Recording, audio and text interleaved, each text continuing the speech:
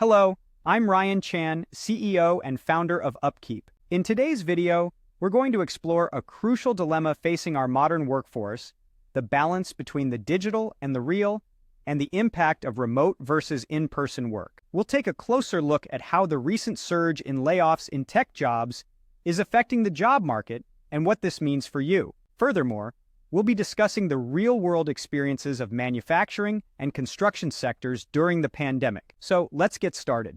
Over the past few months, we've seen a surge of headlines about layoffs at some of the largest corporations in the United States. Tech jobs, in particular, seem to be disappearing at a rapid pace, especially after years of digital acceleration fueled by the global pandemic. While white-collar layoffs, particularly in tech, are nearly double what they were 2 years ago, construction, transportation, warehousing, and manufacturing added 67,000 jobs in January alone. So, what's going on?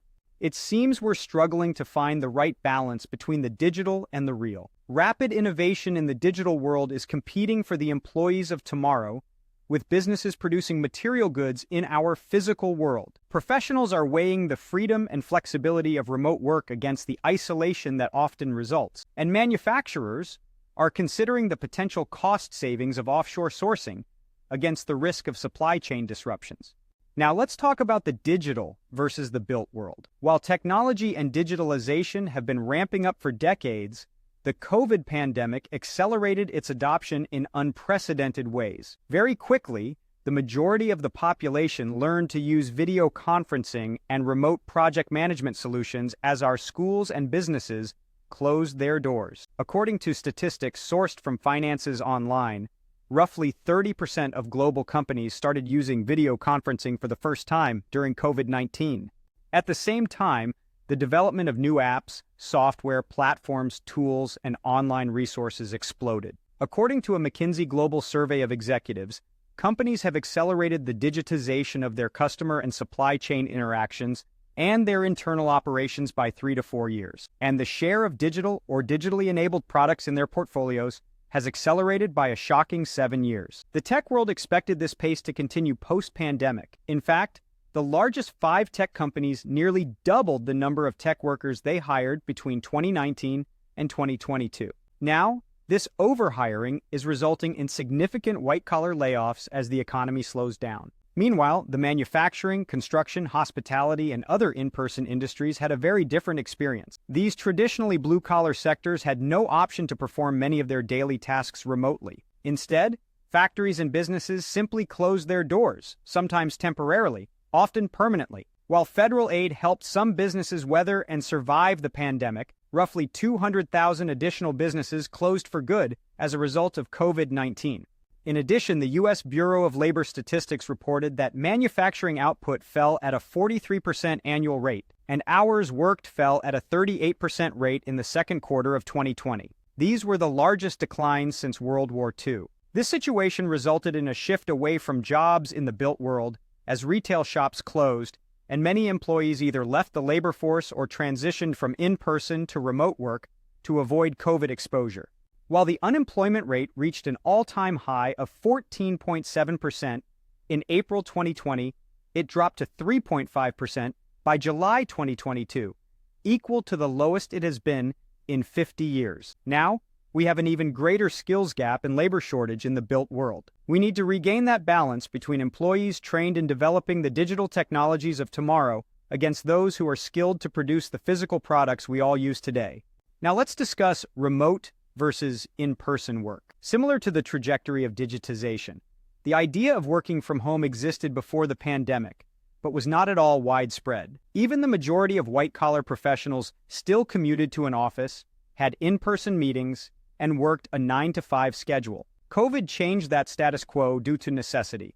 In fact, according to the U.S. Bureau of Labor Statistics, more than 1/3 of all employed people worked remotely in May 2020 due to the global pandemic. As COVID went on, businesses realized that, in many cases, remote teams offered many advantages. They were often just as productive, delivered the work-life balance many employees desired or needed, and eliminated the cost of maintaining a physical office. Many established professionals preferred this arrangement, and flexible remote options quickly became a valuable bargaining chip during the labor shortage. When the risks of the pandemic began to subside, businesses were left pondering the work arrangements of the future. Some returned completely to the office, others stayed remote only, and many offered hybrid arrangements. Younger employees, in particular, craved in-person work arrangements, seeking to build real relationships with colleagues and mentors and avoiding the isolation that often came with remote work. In fact, Harvard Business Review reported that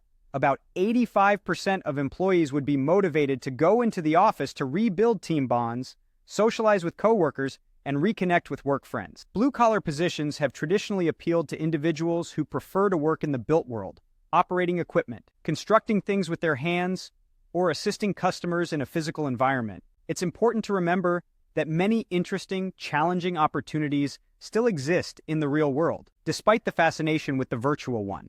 Moving on to global versus domestic considerations. As the world has gotten smaller with globalization and international trade, it has also become less personal. Gone are the days when you knew who produced your food, fixed your farming equipment, or made your clothing. After World War II, American consumerism went into full swing, demanding more and newer products than ever before. Manufacturers of consumer goods ramped up production and looked for less expensive raw materials and production processes to keep prices low and volumes high.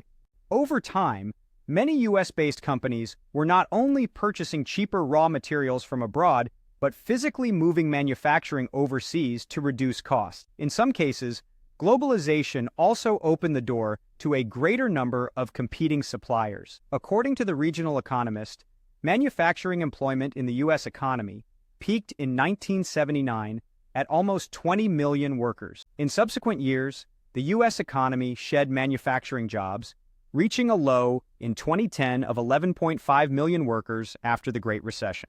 Yet when the pandemic struck and the world came to a halt, demand for manufactured goods skyrocketed, and a myriad of supply chain disruptions revealed the weaknesses of depending on this global system. Both governments and businesses began rethinking the wisdom of relying on foreign suppliers and manufacturing locations. Although both the government and the business world are trying to bring more manufacturing back to the country with reshoring efforts, significant challenges remain. According to a recent Deloitte study, U.S. manufacturing is expected to have 2.1 million unfilled jobs by 2030. The National Association of Manufacturers reported, "The lack of skilled labor was the industry's major challenge even before the pandemic, and is still a major concern today." So, when surveys find that 90% of employees are just as or more productive in a remote setting, and nearly that many believe that working remotely would make them happier, how do we attract top talent to those positions that require a physical presence? What can we do to make those jobs more attractive? We may not know exactly what the answer is yet, but we do know that supporting our built world is critically important for our country's future stability and long-term success. And with that, we've reached the end of our discussion today. Thank you for taking the time to watch this video. We've covered the impact of remote versus in-person work to the challenges and opportunities facing the manufacturing and construction sectors. Remember, finding the right balance between the digital and the real world is crucial for our future. If you found this video informative and want to learn more, please subscribe to our channel, and don't forget to visit our website at upkeep.com for more resources and tools to help your maintenance and reliability teams succeed.